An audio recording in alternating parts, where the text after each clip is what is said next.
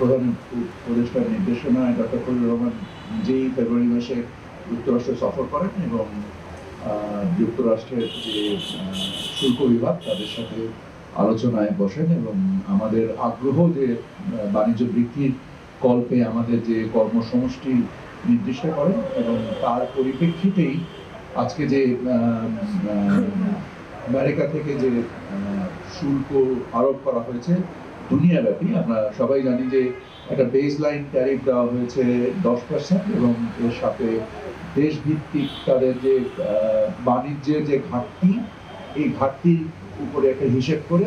তারা পৃথিবীর বিভিন্ন দেশের উপরে বিভিন্ন রূপ শুল্ক আরোপ করেছে। আমরা আমাদের উপরে আরোপিত শুল্ক এবং আমাদের যে বাণিজ্যের ধরন এবং বাণিজ্যের যে গঠন, তার উপরে ভিত্তি করে আমরা প্রধান উপদেষ্টার নির্দেশনায় এবং প্রধান উপদেষ্টা নিজেই যুক্তরাষ্ট্র প্রশাসনের সাথে সংযুক্ত হবেন এই বিষয়ে আমাদের অবস্থানকে তুলে ধরার জন্য, এবং আমরাও সংশ্লিষ্ট যুক্তরাষ্ট্রের যে বিভাগগুলো রয়েছে ইনক্লুডিং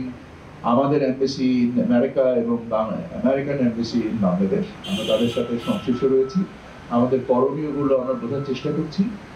আমরা এখানে সম্ভাবনাও দেখছি, আর যে সম্ভাবনার বিপরীত যে বিষয়গুলো রয়েছে আমরা সেইগুলোকে সাম্যকভাবে উপলব্ধি করে বাণিজ্য ঘাটতি কমিয়ে এনে আমরা আশা করছি যে তুলনামূলকভাবে আমরা আমাদের প্রতিযোগী দেশের থেকে একটা ভালো অবস্থানে যাওয়ার প্রচেষ্টায় রত আছি। আমদানি বৃদ্ধির মাধ্যমে এই বাণিজ্য ঘাটতি কমানো যেতে পারে এবং বেশ কিছু পণ্য রয়েছে যেগুলো আমদানির আমাদের প্রয়োজন, যেমন সয়াবিন অয়েল বলেন বা আমাদের গার্মেন্ট শিল্পের যে কাঁচামাল হিসেবে তুলো, আমরা পৃথিবীর সর্ববৃহৎ তুলো আমদানিকারক একটি দেশ এবং আমরা প্রচুর মেটাল স্ক্র্যাপ আমদানি করি, প্রায় 4 মিলিয়ন টন মেটাল স্ক্র্যাপ আমদানি করি শুধু যুক্তরাষ্ট্র থেকে। এই সমস্ত পণ্য সমষ্টি মিলিয়ে আমাদের এবং আমরা শিল্প পণ্য আমদানি করি, শিল্প যন্ত্রাংশ আমদানি করি এবং আমরা